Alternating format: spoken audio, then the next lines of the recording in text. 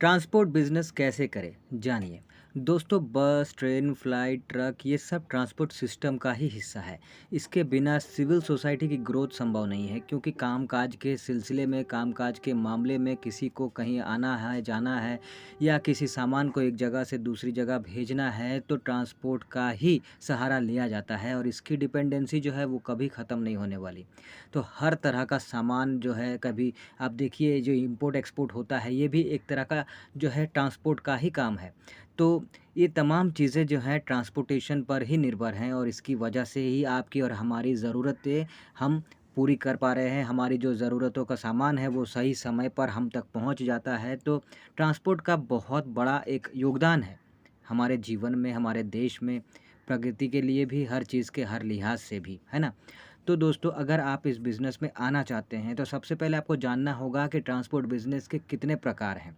तो transport business के जो हैं 5 प्रकार हैं basically. Roadways, railways, waterways, airways and pipeline ways. अब ये 5 तरह में से आपको कौन-सा चुनना है, कौन-सा आपको करना है, ये आपको खुद तय करना होता है। फ़िलहाल इस वीडियो में हम आपको बताने वाले हैं रोडवेज़ ट्रांसपोर्ट के बारे में, जिसके अंडर भी कई सारे प्रकार हैं। जैसे कि रोडवेज़ ट्रांसपोर्ट अगर आपने चुना है तो इसके अंदर bus service, taxi service, logistic service provider, courier service provider, goods carrier service provider, इस तरह के काम का जो है ऑप्शन होता है। अब इसमें से आपको चुनना होता है कि आप जो है किस तरह का ट्रांसपोर्ट बिजनेस करने वाले हैं रोडवेज़ के मामले में। ठीक है। अब ये एक बार आपने तय कर लिया, उसके बाद होता है ज़रूरत आपको नेशनल परमिट का, ताकि आप जो है पूरे देश में अपनी सर्विस प्रोवाइड कर सकें। वैसे कुछ ऐसे भी हैं जो सिर्फ़ अपने स्टेट तक ही सीमित हैं, अपने स्टेट के अंदर ही सर्विस प्रोवाइड करते हैं। तो ये आप पे है कि आपको नेशनल परमिट लेकर पूरे देश में सर्विस प्रोवाइड करना है या फिर सिर्फ़ अपने स्टेट लेवल पे ही सर्विस प्रोवाइड करना है। इसके बाद फिर आपको जो है तय करना होता है बिज़नेस मॉडल।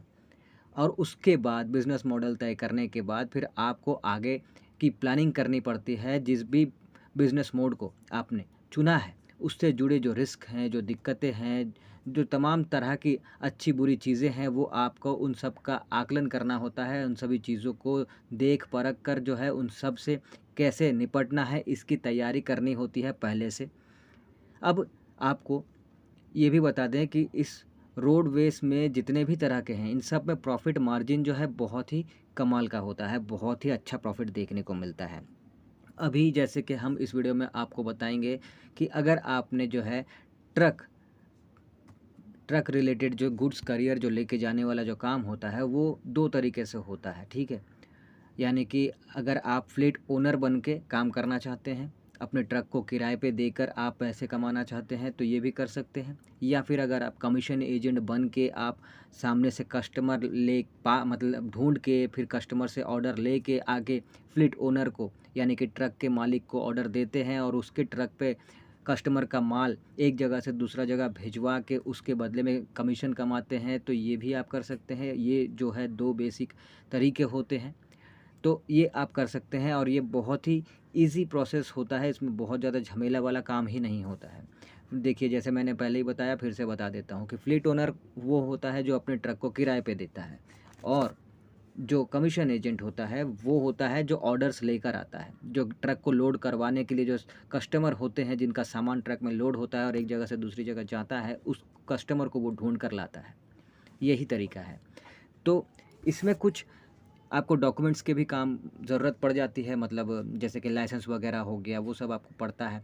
अब देखिए, सबसे पहले तो आप चाहे फ्लीट ओनर बन के कीजिए या फिर आप कमीशन एजेंट बन के कीजिए, लाइसेंस तो दोनों में लगता है।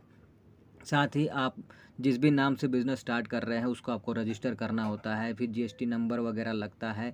तो कुछ लाइसेंस वगैरह जो है वो चाहिए होते हैं। आप चाहें तो इसकी जानकारी जो है अपने वकील किसे ले सकते हैं, कोई वकील है उसकी हेल्प से जान सकते हैं, ले सकते हैं जानकारी। साथ ही इस फील्ड में जो पहले से हैं, एज ए फ्लीट ओनर हो या फिर एज ए कमीशन एजेंट हो, आप उनके पास जाकर आप उनसे जान सकते हैं कि आपको किन किन चीज़ों की जो है वो लाइसेंस, डॉक्यूमेंट्स, इन सब को आपको क्या लगेगा, ये वो बताएँगे, आपको उनसे प पता कर सकते हैं, जानकारी हासिल कर सकते हैं। तो इस तरह से जो है आप जो है इन दोनों तरीके से बिज़नेस को स्टार्ट कर सकते हैं और अच्छा खासा इनकम जो है आप कर सकते हैं। हाँ, लेकिन ये है कि अगर आप फ्लीट ओनर बनेंगे, ट्रक किराए पे देंगे, तो इसके लिए आपके पास चाहे वो छोटे लेवल का ट्रक हो, बड़े लेवल का ट्रक हो, वो ट्रक होना चाहिए और वो खरीदने के लिए लाखों रुपए खर्च हो जाते हैं।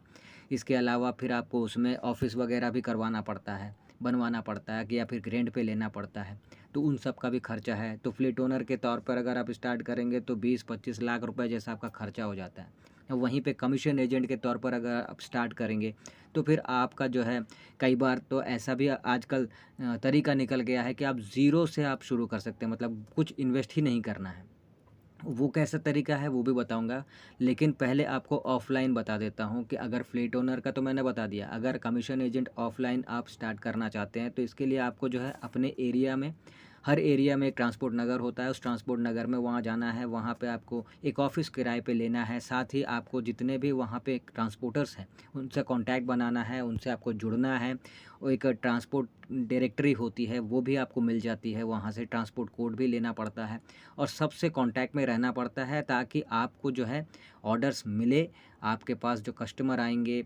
या कई बार ऐसा होता है कि जो दूसरे के पास कस्टमर जाते हैं, वो उस रूट पे नहीं जाते, तो वो दूसरे के पास भेज देते हैं, तो उनके माध्यम से भी आपको कस्टमर मिल जाते हैं। तो इस तरह से आपको सबसे कॉन्टैक्ट में रखना होता है खुद को और उसके बाद आपको ऑर्डर्स मिलते हैं। ये ऑफ़लाइन का तरीका हो गया। अब ऑनलाइन का तरीका ऐसा है कि आप जो है जस्ट डायल के ज़रिए या फिर कुछ एप्लीकेशंस हैं, उनके ज़रिए, जैसे कि वाहक एप्लीकेशन है या फिर बॉस ट्रांसपोर्टर है, तो इन सब के ज़रिए आप जो है ऑर्डर्स पा सकते हैं एज़ अ फ्लीट ओनर भी या फिर एज़ अ कमीशन एजेंट भी। उसमें आपको जाना होता है, रजिस्टर करना होता है खुद को और उसके बाद आपको वहाँ पे सारे डिटेल्स वो जिस तरह से भरने होते हैं वो भर के रखिए, तो आपको ऑटोमेटिकली ऑर्डर्स मिल जाते हैं। जस्ट डायल का भी एक ऐसा रूल है कि 4000 रुपये आपको स्टार्टिंग में लगता है और उसके बाद वो आपको लीड्स देते हैं, वो आपको कस्टमर्स कह लीजिए वो देते हैं, उनसे फिर आप ऑर्डर लीजिए और फिर आगे फ्लीट ओनर को वो ऑर्डर शिफ्ट कर दीजिए। अब कमीशन एजेंट का काम ये भी होता है कि आप ऑर्डर लेकर जब आते हैं तो अपने बीच में जो है वो कमीशन कैसे बनाते हैं। तो वो ऐसा है कि अगर किसी को एक जगह से दूसरी जगह जाना है, तो वो जो है आपको पूछेगा कि भाई मेरा सामान जो है ये इस जगह से उस जगह जाना है, आप कितना लीजिएगा? तो आपको फ्लीट ओनर जिसके गाड़ी में आपको भेजना है, उससे आपको बात करनी है। वो जितना कहता है उसमें डील डन करने के पहले आपको अपना कमीशन जोड़ देना है, 2000, 4000, 5000 जितना आप जोड़ना चाहें और आपको लगता है कि हाँ, इतने में डील डन हो सकती है, तो उस हिसाब से अपना आप जोड़कर सामने कस्टमर को आप वो डील, मतलब वो जो है आप बता दीजिए कि हाँ, हम इतना रेट हमें लगेगा। उसके बाद फिर आप जो है डील डन कर लीजिए। तो इस तरह से कमीशन एजेंट का जो है इनकम होता है। तो ये देखिए बेसिकली जो है जैसे कि हमने बताया आपको कि रोडवेज़ में स्पेशली ये गुड्स करियर सर्विस प्रोवाइडर का जो तरीका है वो हमने अभी आपको बताया। इसके अलावा भी कई तरीके हैं, जैसे कि बस सर्विस, आप जो है बस खरीद के और रोड पे बस लोकल जो बस चलते हैं वो, या फिर स्टेट से एक स्टेट से दूसरे स्टेट पे जो बस जाते हैं वो, उस तरह का बस सर्विस दे सकते हैं।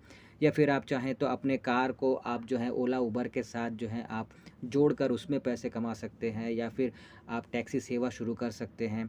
साथ ही जैसा कि कुरियर सर्विस का मैंने बताया, तो वो भी आप शुरू कर सकते हैं और लॉजिस्टिक सर्विस प्रोवाइडर भी आप बन सकते हैं। जो अमेज़न, फ्लिपकार्ट के जो लॉजिस्टिक पार्टनर होते हैं वो बन के आप जो है इनकम कर सकते हैं। तो ये कई सारे रोडवेज़ के तरीके होते हैं, रोडवेज़ ट्रांसपोर्ट के, जिसके ज़रिए जो है आप इनकम कर सकते हैं।